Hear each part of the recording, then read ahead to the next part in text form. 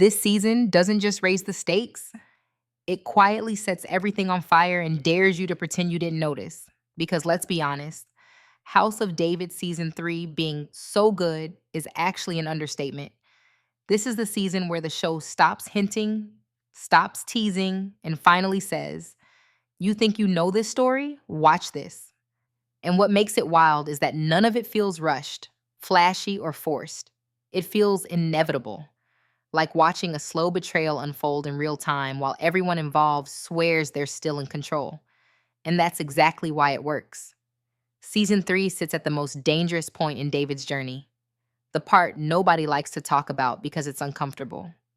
He's not a shepherd anymore.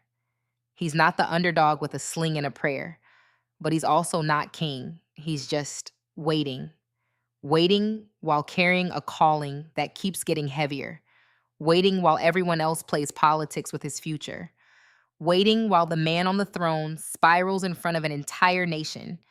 And the show leans into that tension hard. Every decision feels loaded. Every conversation feels like it's hiding something. And suddenly, being chosen by God doesn't look like a blessing. It looks like a target. Meanwhile, Saul, oh, season 3 does not go easy on him. This is no longer the tragic king we're supposed to pity from a distance. This is a ruler unraveling in public, clinging to power with both hands while pretending he still has divine backing. The paranoia isn't subtle anymore. The isolation isn't poetic. It's messy, loud, and deeply uncomfortable to watch. And the scariest part is that Saul still believes he's right. He still thinks fear is loyalty. He still thinks control equals strength. And the show keeps asking the same brutal question over and over again. How long can a leader fall before everyone around him stops pretending? What really elevates season 3 is how clearly the lines are drawn without anyone ever spelling them out. David gains influence without demanding it. People gather around him not because he promises power, but because he refuses to become Saul. That contrast is everything. While Saul tightens his grip, David loosens his. While Saul commands, David listens. And somehow, that makes David more dangerous than any army. You can feel the shift happening in real time. Soldiers start watching differently. Leaders start whispering. Enemies start calculating. Even allies don't know where to stand anymore. The crown hasn't moved, but everyone can feel it slipping. And let's talk about the political tension for a second, because season 3 thrives on it. Alliances aren't just forming, they're rotting from the inside. Deals are being made quietly, loyalties traded behind closed doors, and family ties stretched to their breaking point. No one is clean anymore. Not Saul's household, not David's followers, not even the neutral players pretending to stay out of it. Every choice has a cost now, and the show makes sure you feel it. You start realizing that the real war isn't between Israel and the Philistines.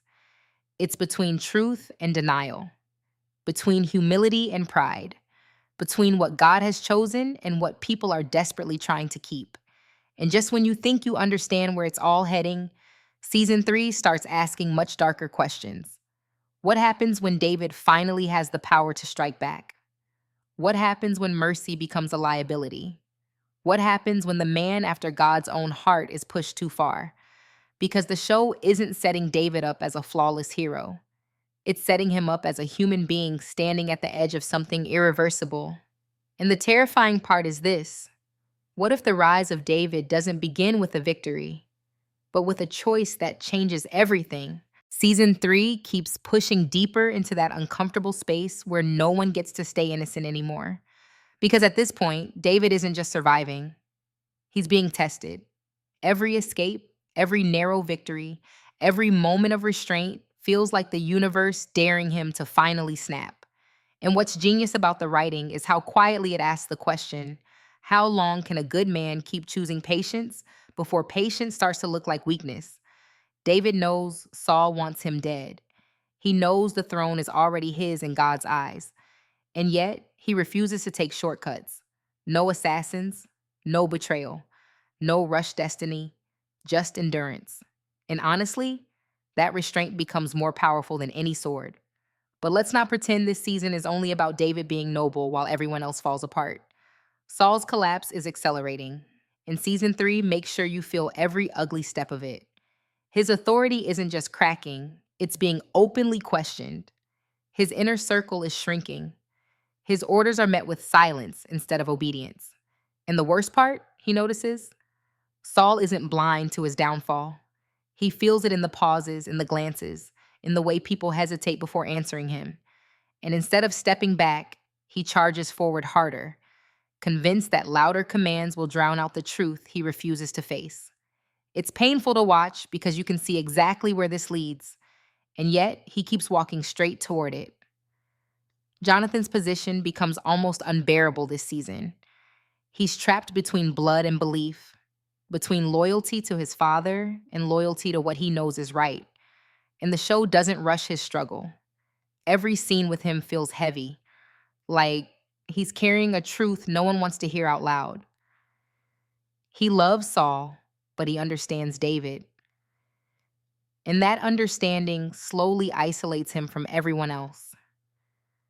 Watching him navigate that space might be one of the most emotionally brutal parts of the season, because you realize that sometimes doing the right thing doesn't make you heroic. It just makes you alone. Meanwhile, the Philistines are watching all of this unfold like predators waiting for exhaustion to set in.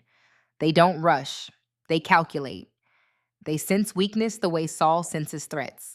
And King Achish, he's not fooled by appearances. He sees a divided kingdom and smells opportunity. The tension between David and the Philistines becomes especially dangerous because it's layered with necessity. David isn't just hiding anymore. He's negotiating survival in enemy territory. And every deal he makes chips away at the simple version of himself we met in season 1. This is where leadership starts to cost something real. What makes season 3 hit so hard is how personal everything becomes. Battles aren't just fought on fields. They're fought in private conversations, in sleepless nights, in moments where one decision could end everything. The show stops asking who deserves the crown and starts asking who can survive wearing it. Power is no longer abstract. It's heavy, it isolates, it changes people. And you can feel that weight pressing down on David more and more with each episode. And just when it feels like the story is inching toward its inevitable conclusion, the show pulls back and reminds you of something terrifying. Destiny doesn't arrive gently. It arrives through loss, through blood, through moments that can't be undone. The final stretch of season 3 doesn't feel triumphant. It feels tense, raw, and deeply unsettling, like standing on the edge of history knowing someone has to fall for someone else to rise. And that leaves us with one final haunting question. When the moment finally comes, will David take the crown, or will the crown take something from him first?